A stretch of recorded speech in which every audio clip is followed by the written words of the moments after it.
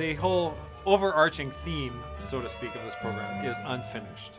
You know, the most famous unfinished piece in the orchestra repertoire is Schubert's Unfinished Symphony. And is it really unfinished? You know, a guy like Schubert was so prolific. In his short life, he wrote so much music, you know, thousands of songs and chamber music and symphonies and, you know, concerti and operas, and music just poured out of the guy.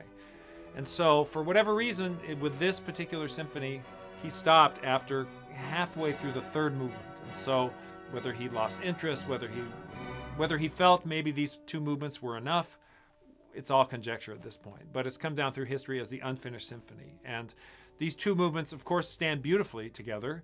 That's what we know as the Unfinished Symphony. And it's a fantastic representation of Schubert, what he's about. The lyricism, the drama, the kind of dark, burnished sound world, the early romanticism, brooding a little bit, you know, it really is, well, one of the most popular pieces ever written. And it comments nicely on Bruckner.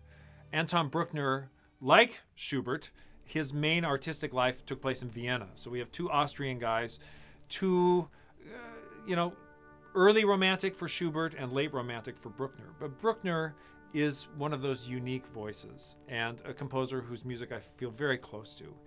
A very religious man, devout Catholic, a church organist, wrote so much church music, great organ music.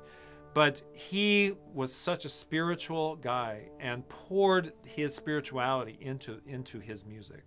It's music that takes time and space. You know, being an organist in big cathedrals, you know, it's music that unfolds slowly, but is so powerful. And what I counsel audiences and our players as well is that we have to really get out of our 21st century skin, you know, where attention spans are small and where, you know, where a minute is a long time, you know. Bruckner has a way of using paragraphs instead of sentences and using big forms and a big orchestra and big statements. I mean, big brass climaxes, fantastically romantic string choirs. I mean, it's lush romantic music. And then there are moments of great spare, you know, just a flute solo or an individual instrument commenting on that. And, you know, again, is this unfinished? Well, Bruckner died before he completed the fourth movement. He tried to write the fourth movement, but he just didn't have the strength, physically or mentally. And so, for me, it ends absolutely as it should end. I mean, we have three beautiful movements, and it ends with a lyric, heavenly third movement that where the sound just kind of trails off into heaven, basically.